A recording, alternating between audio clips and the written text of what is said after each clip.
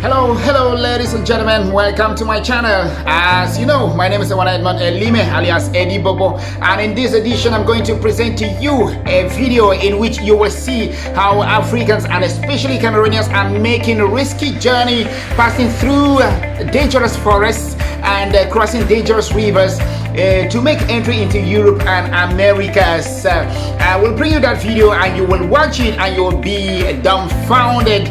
But before we bring you that video, you want to listen to this beautiful music, a collaboration between Davido, Tiwa Savage, and a few other wonderful African musicians titled Africa Rising or Rise of Africa. It's a very beautiful one. While you listen to it, stick around.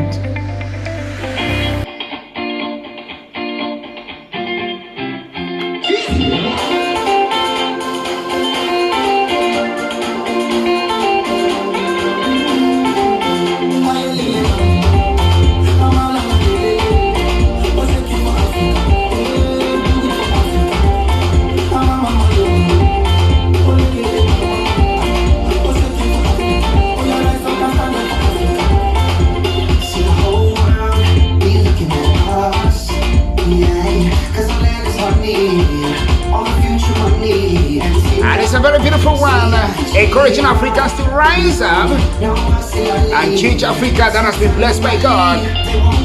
Come on. Let the world come and taste this beautiful land. They want it. They need it. We have it. Let the world come and taste this beautiful land. Rise up, oh Africa, rise up. Africa, rise up.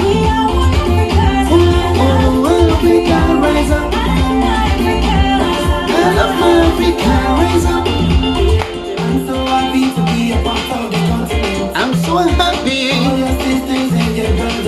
to be a part of the continent of Africa.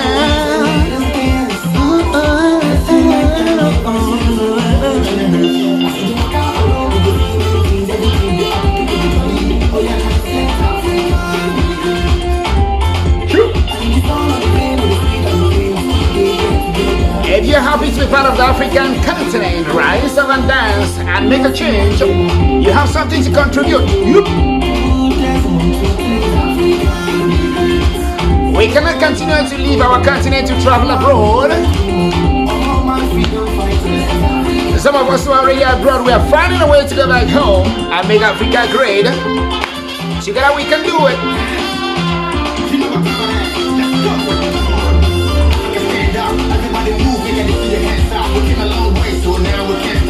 Okay, you want me to shake it a little bit? Okay, for the first time. Let me do it. Oops.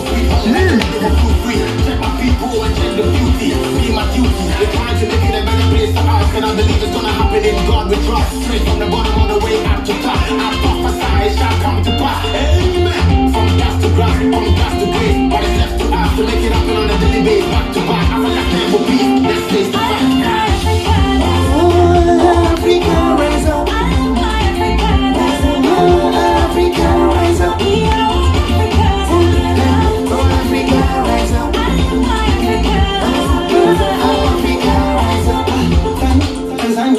Asante ngere baba, tunajivunia upendo wetu na amani, tena pia ugabe ngere baba, tunajivunia upendo wetu na amani, tumejali amani, uturumani, pamoja na malengo, pamoja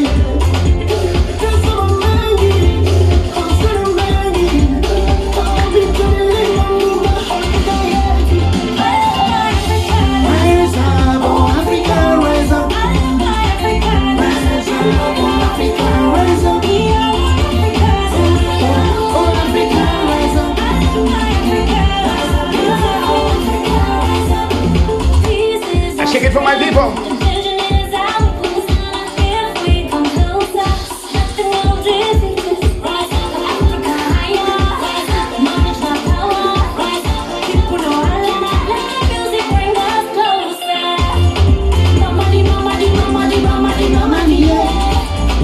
Everybody,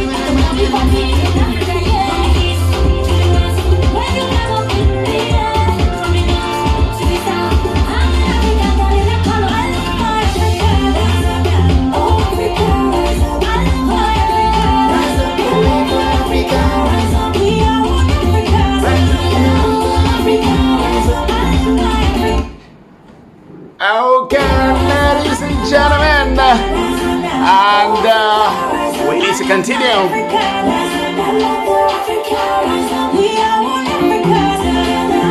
Of course, Eddie Bobo can also dance, but I don't know it very much, you know. So, okay, welcome back. Thank you for still being there, ladies and gentlemen. And we need to continue with a very important part of our show, which is to bring to you an amazing video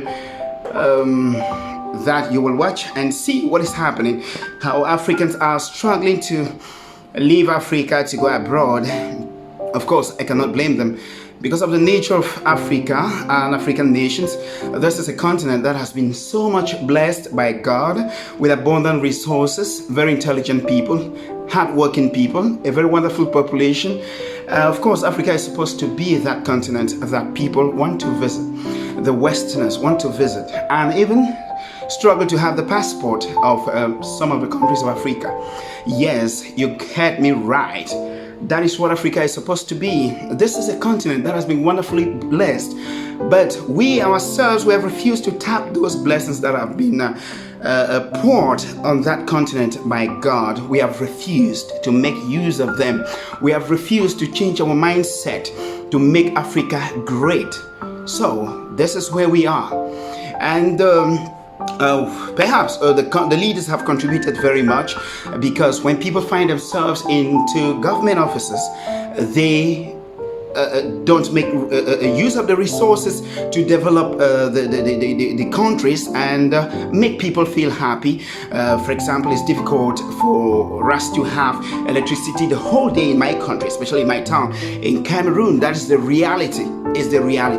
So these are basic needs that we cannot have, and people go through a lot of stress. People get illnesses because of what they go through, the stress they go through. For example, if you have an important activity or you're watching something like football, then you see electricity goes, there is this stress that will cause.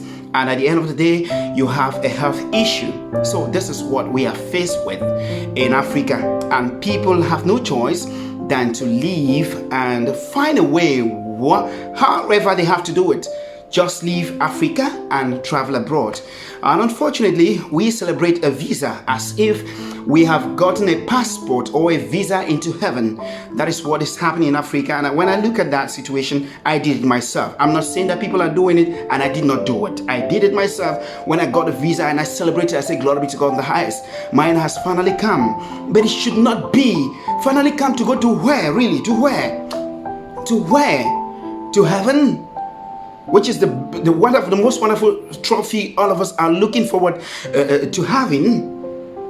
To travel to another person's country, and we have to celebrate, glory be to God in the highest. God has finally done it, to travel abroad.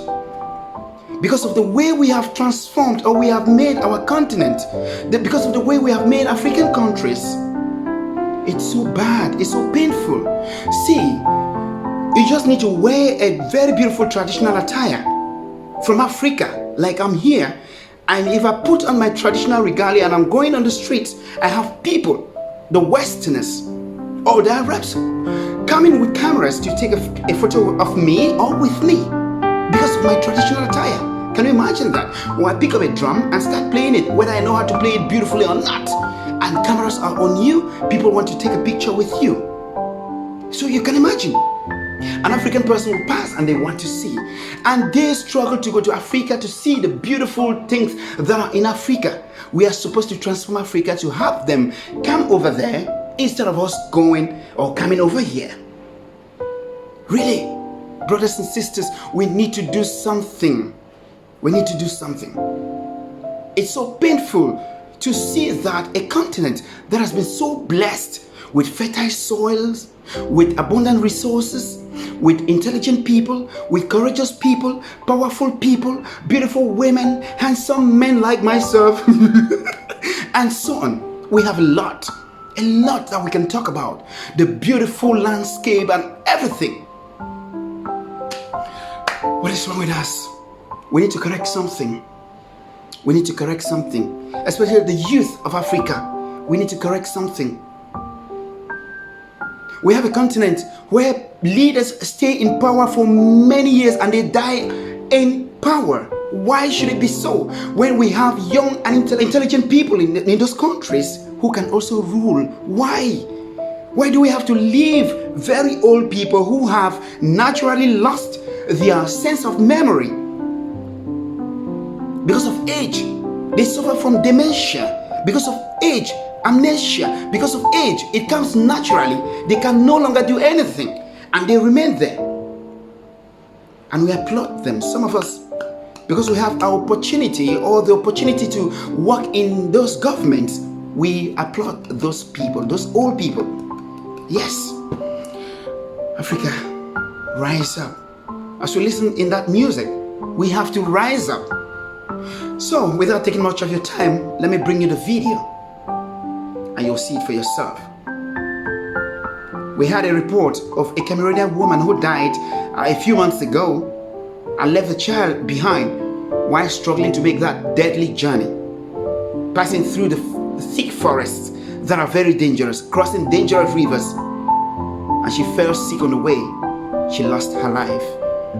I really don't want to project that image here, but most of you know the story, and so many other people have died this way. I'm talking about this woman's case because it happened recently.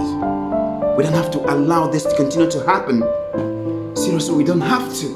Just take a look at the video. Migrants from around the world risk death crossing the jungle in a desperate bid to reach the US and Canada. They have no map and no instructions on how to make it through one of the world's most dangerous migration routes. I would like to send a message to anyone who is thinking of doing this route. It's very dangerous. If I knew this, I wouldn't have done it. Many migrants spend a week or even 2 on this trail before they reach a village and safety. But these journeys started long before. Migrants from Asia, the Middle East, and Africa flew into Ecuador or Brazil, where visa requirements are somewhat lax. We set out to join up with the migrant trail and reached a makeshift camp where smugglers wait for migrants. At dusk, a group of Cameroonians and Pakistanis arrived. They were exhausted and relieved to find the last spot on the trail where they can get hot food. Morning broke with torrential rain. The Darien is one of the wettest places on the planet. Steep and slippery terrain was tough for everyone, but nearly impossible with an injury. This woman from Cameroon could barely put weight on her knee. Exhaustion took over. God, the pain is too much. Yeah. The pain is more than me.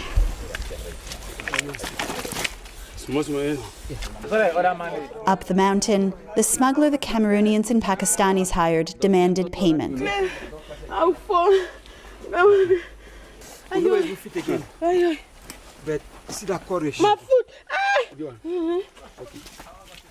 After a steep descent, the group made it to this river. They were almost out of food. Smugglers won't venture any farther into Panama, where they could face over a decade in prison if they're caught. This one, who didn't want his face shown, wished smugglers weren't prosecuted so they could help migrants safely complete their journey. I've had to see mothers who tell their children they can't go on, to give themselves up to God. For anyone who has a family or kids, that breaks your heart. Another smuggler, who can't be identified, told us he came across this migrant who had been injured and spent 2 weeks on this mountainside. He was only crawling like a child.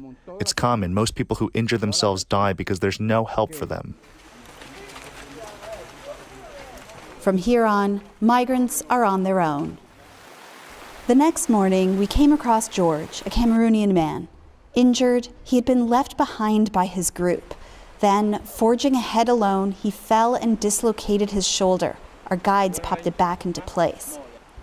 He was one of many Cameroonians on this trail who didn't want to be fully identified, fleeing a brutal conflict in his country. You know, when you're running for your safety, you don't care what is happening to you. You don't care what is in front of you. You just want to have a safe ground. Just like his group of friends had, we left him behind, hobbling onwards. The trail and riverbanks were littered with signs of desperation. Before long, a large group of Haitians and Sri Lankans appeared. Jean Delicat, a father of two. It's been 6 days that we're walking without stopping. The children cry of hunger. There's no food. There's nothing. There was nothing else for them to do but try to go ahead. These Haitians had been living legally in Brazil or Chile. Among them were 6 children and 3 pregnant women. Dusk fell, and the Haitians made camp high above the river. It was hard to find wood dry enough to make a fire, and even harder to find food to cook. The night's catch, a few fish.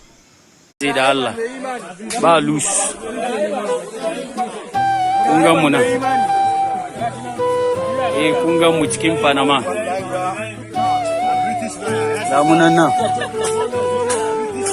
Gamunan nan. Ga su mami sala. Cikin Panama forest. Kunga daji nan muka biyo. Yanzu za mu gangara Panama ga Habiba. Ga British lawyer. British me ka gani game da hanyar? Abin da idan sun ka ganshi ka ce da labari sai ka zo da sai da Allah mutum an bere wahala dai amma akwai wuta ciki ko kwarai ba wasan yara bane ko to mun sai sa babin dan ce da shi ku taso tabiyo ga junior